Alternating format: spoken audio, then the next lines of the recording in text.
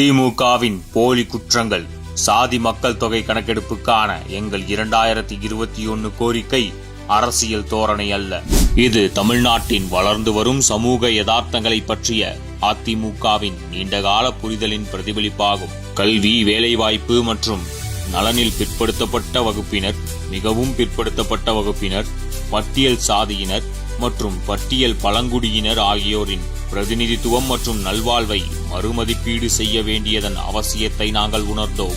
இந்த கோரிக்கை ஆரம்பத்தில் எழுப்பப்பட்ட போது ஆளும் திமுக மௌனத்தையே சாதித்தது. ஆனால் இப்போது அந்த கட்சி இந்த நோக்கத்தின் முன்னோடியாக தாம் இருப்பதாக வசதியாக கூறிக்கொள்கிறது. 2023 ஆண்டின் பிற்பகுதியில்தான் திமுக முதல்வர் பிரதமருக்கு கடிதம் எழுதி நாங்கள் ஏற்கனவே மக்களிடம் எடுத்துச் சென்றதை எதிரொலித்தார். மத்திய அரசின் அறிவிப்பிற்கு நன்றி. இது இறுதியாக தேசிய நிகழ்ச்சி நிரலின் ஒரு பகுதியாக மாறியுள்ளது மற்றும் பிரதிநிதித்துவ சாதி மக்கள் தொகை கணக்கெடுப்பில் திமுகவின் போலி நிலைப்பாட்டை அம்பலப்படுத்தியுள்ளது. இன்றும் கூட திமுகவின் நடவடிக்கைகள் முன்னோடியாக இருப்பதை விட சந்தர்ப்பவாதமாக தோன்றுகின்றன.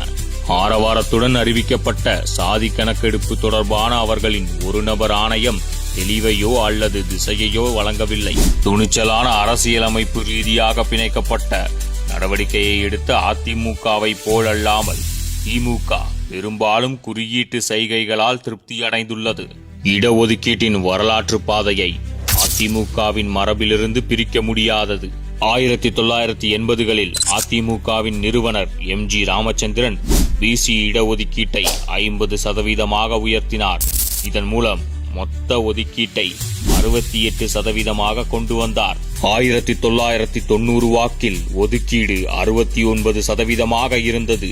ஆனால் நீதிமன்றங்கள் அதன் சட்டப்பூர்வமான தன்மை குறித்து சந்தேகம் எழுப்பிய போது அரசியலமைப்பு வழிமுறைகள் மூலம் அதை பாதுகாத்தது ஜெயலலிதா மேடம் தான். மத்திய அரசு இப்போது சாதி கணக்கெடுப்பை நடத்த உறுதியளித்துள்ள நிலையில் அதிமுக இந்த வரலாற்று மற்றும் துணிச்சலான முடிவை வரவேற்கிறது.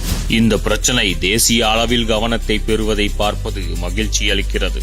மேலும் அதன் முக்கியத்துவத்தை அங்கீகரித்ததற்காக மையத்தில் உள்ள எங்கள் கூட்டாளிகளை நாங்கள் பாராட்டுகிறோம்.